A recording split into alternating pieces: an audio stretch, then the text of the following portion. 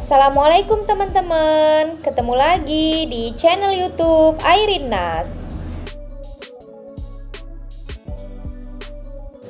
Makasih buat teman-teman yang udah ngikutin cerita aku sampai sejauh ini. Buat teman-teman yang baru bergabung, jangan lupa subscribe dan dihidupkan loncengnya ya, supaya setiap aku upload cerita yang terbaru, kalian dapat notifikasinya. Ku kembalikan uangmu mas, bagian 77. Hei cepat jalan, Hardi pria berpakaian serba hitam. Ambar menoleh takut, kaki dan tangannya dirantai. Ampun pak, jangan siksa saya mohon, kata Ambar memelas. Dia terus mendorong tubuh Ambar hingga dengan perlahan wanita itu berjalan. Saya mau dibawa kemana pak? Ampun dan tolong jangan siksa saya, pinta Ambar lagi. Kedua lelaki berpakaian serba hitam itu marah. Dan plak-plak lelaki pertama mencambuk Ambar dengan keras. Sakit pak, tolong jangan pukul saya. Ambar memelas dan lelaki itu gak mau mendengar. Dia terus mencambuk Ambar dengan keras. Ambar berkali-kali mengadu. Diam, pekiknya hingga membuat bebatuan sekitar bergetar dan Ambar semakin takut saja. Kali ini tamatlah riwayatnya. Ini di mana pak? Tanya Ambar dengan bingung. Dia gemetaran karena melihat banyak orang yang dilempar secara paksa ke dalam sebuah lubang sempit yang isinya api panas. Ambar merasa ketakutan. Setelah ini giliranmu. Jangan pak, jangan lempar saya, jangan pak. Apa salah saya? Ambar berusaha agar dia berada di tempatnya. Dia berusaha sekuat mungkin meski badan kecilnya diseret secara paksa. Apa salah kamu? Dasar pezina. Hukumanmu bahkan lebih berat, lelaki itu mendengkus. Dan Ambar secara keras diangkat saja bagaikan mengangkat kapas yang tidak terasa berat sama sekali. Lalu dia dilemparkan begitu saja ke dalam lubang sempit berisi api. Tidak, katanya dalam mimpinya. Ambar, Hamdan menepuk-nepuk pipinya. Hamdan memperhatikan adiknya yang terlihat gelisah itu. Sepertinya dia sedang mimpi buruk dalam pingsannya karena keringat bercucuran. Seketika rasa minyak angin menguar di hidungnya dan Ambar terbangun begitu saja. Pelus sudah membasahi tubuhnya. Dia langsung memeluk Hamdan dengan ketakutan. Mas, aku takut, katanya.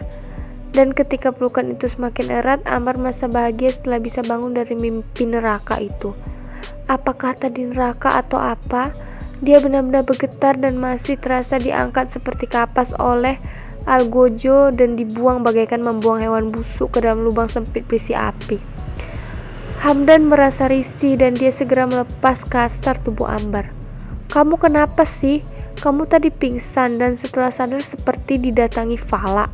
Apa yang terjadi? Tanya Hamdan menatap Ambar heran. Lebih dari fala mas, aku mimpi dibuang ke neraka. Hamdan semakin bingung. Dia kemudian menyentil dahi adiknya. Makanya di otakmu jangan hanya berpikir untuk mengakhiri hidup atau mau menggugurkan kandunganmu, karena itu perbuatan dosa Ambar. Kamu jadi terbawa ke alam bawah sadar. Sekarang kamu siap mati? Tanya Hamdan dan dengan cepat Ambar menggeleng takut. Siksaan itu masih terasa apalagi mengingat dia dicambuk dan sangat sakit. Aku takut mas, aku takut mati. Tetapi aku juga gak mau punya anak. Ampun mas, apa yang harus kulakukan kalau seperti ini? Om Yanto juga udah pergi dan gak akan kembali. Semua akses diblok mas, aku harus apa? Ambar terlihat lesu. Dia terduduk lemas di bangsal rumah sakit. Wajahnya sangat sedih. Jadi kamu gak tahu di mana alamatnya? Hamdan menjadi geram dengan adiknya. Ambar hanya menggelengkan kepala pasrah. Kenapa kamu mau tidur dengannya kalau alamat saja gak tahu? Bodoh kamu. Maaf mas, hanya karena uang aku jadi terperosok seperti ini. Aku harus apa? Aku gak tahu, tetapi aku gak mau ngurusin anak kamu. Kalau kamu gak bisa cari jalan keluar sendiri, sekarang tugas kamu cari alamat lelaki itu. Setelah itu baru kita pikirkan lagi, Hamdan berkata ketus. Ambar, bapak mereka masuk saja ke ruangan di IGD, di mana Ambar barusan pingsan dan dibawa Hamdan ke ruangan ini. Bapaknya datang sendiri tanpa Ella sang istri. Bapak, cicit Ambar. Pak Hasan duduk di kursi dekat bangsal Ambar. Bapak dihubungi Hamdan karena kamu katanya pingsan. Gak ada yang jaga kamu karena Hamdan juga repot bolak dan balik menjaga ibu dan istrinya. Dia juga harus pergi kerja, kata bapak menatap Ambar yang kebingungan. Aku lepas tangan saja pak, aku gak sanggup mengurus Ambar. Jika begini ceritanya, kata Hamdan kesal memandang Ambar. Apa yang terjadi? Bapaknya bertanya-tanya. Ambar gak tahu keberadaan lelaki yang menghamilnya itu, jadi bagaimana pak? Menggugurkan kandungan bisa membuat dia mati dan itu tindakan ilegal. Dia bisa dipenjara, ucap Hamdan ketus. Dia tak tahu lagi bagaimana menyelesaikan masalah adiknya itu. Bapak mendengarkan dan merasa miris dengan nasib yang dialami anaknya itu. Mengapa dia bisa hamil dan bagaimana menyelesaikan ini? Bar, kenapa kamu bodoh begini? Kamu cari lelaki itu. Bapak kalap dan dia menjamba Ambar karena kesal. Ambar meringis dan kaget karena bapaknya bertindak kasar. Ampun pak, ampun. Sudah pak, dia tadi pingsan, kata suster, tekanan darahnya rendah dan sebaiknya jangan kasar dengannya, seru Hamdan agar bapaknya mengerti. Dengan terpaksa bapak berhenti dan terduduk lemah di kursi itu. Mengapa dia sudah tua namun disusahkan seperti ini? Seharusnya dia bahagia bersama keluarga kecilnya dan anak-anak yang sudah dewasa bisa mengurus dirinya sendiri. Sekarang seakan masalah itu dilempar ke wajahnya. Dia menjadi susah sendiri karena ulah anak yang bodoh kayak Ambar. Bar, kamu cari lelaki itu dan itu tugasmu. Kamu harus menemukan dia. Kalau kamu gak bertemu dengannya, maka bapak juga lepas tangan saja dan kau urus sendiri masalahmu. Ambar menangis kejer. Dia memahami kebodohan yang dia ciptakan. Mau kemana dia mencari Om Yanto yang pergi begitu saja? Dia gak tahu di mana lelaki yang sudah mengambilnya itu. Ambar pulang ke rumah kontrakannya. Dia merasa sangat sedih. Biasanya ibunya yang bawel akan mengomelinya bila kerjanya hanya tidur-tiduran. Mereka juga akan datang ke rumah Hamdan untuk mengganggu Lia. Sekarang sudah tak sama lagi. Dia kesepian ditambah tugas dari Hamdan dan bapak agar dia mencari Yanto membuat dia stres. Siapa lagi yang mau menolongnya jika seperti ini? Minta bantuan Yuni juga percuma karena dia pasti tak akan mau membantu lebih. Saat makan dengan Yanto, Yuni hanya diam saja dan tak membelanya. Jalan satu-satunya dia harus selesaikan masalahnya dan mencari tahu di mana Yanto. Ambar harus tahu di mana laki yang sudah merusak hidupnya itu. Dia mengambil gawainya dan membuka beberapa aplikasi. Ambar mulai menelusuri aplikasi biru dan mencari-cari nama istrinya Yanto, namun sangat nihil hasilnya. Dia merasa bagaikan mencari jarum dalam tumpukan jerami. Lalu Ambar beralih ke aplikasi pink untuk mencari tahu, namun hasilnya masih saja nihil. Dia merasa frustasi, andaikan mimpi itu tak hadir, maka dia mau minum racun saja. Tetapi jika dia mati, maka dua algojo berpakaian hitam itu akan mendatanginya dan membuangnya ke lubang api sempit. Ambar akan hangus terbakar dan dia takut mati, hingga lelah menghampiri dan dia tertidur. Sudah 3 hari Ambar terlihat kacau, makan tak enak dan tidur juga tak nyenyak. Ibu masih di rumah sakit dan belum sadar juga.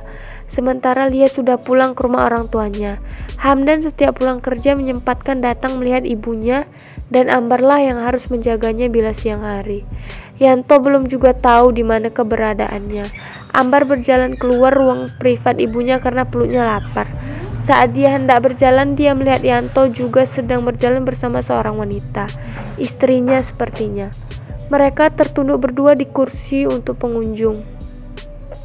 Sabar ma, anak kita pasti sembuh, kata Yanto mengelus pundak istrinya. Ambar meringis dengan jantung berdegup. Ternyata anaknya sedang sakit. Dia masih mengintip dan berusaha mendengarkan. Dia juga berpikir keras langkah apa yang harus dilakukan. Tak mungkin dia muncul saja karena Yanto akan berkilah. Ambar harus terus mengawasi. Dia mau tahu alamat Yanto agar bisa berbicara juga dengan istrinya kalau dia hamil dan ingin dinikahi.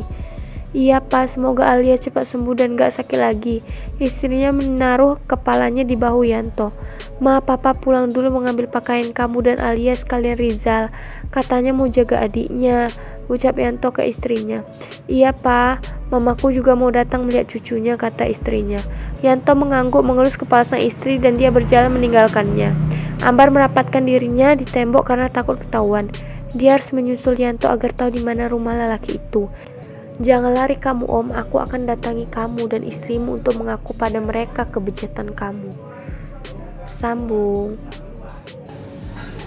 Terima kasih ya teman-teman udah meluangkan waktu membaca lanjutan dari novel aku. Sampai jumpa di cerita selanjutnya.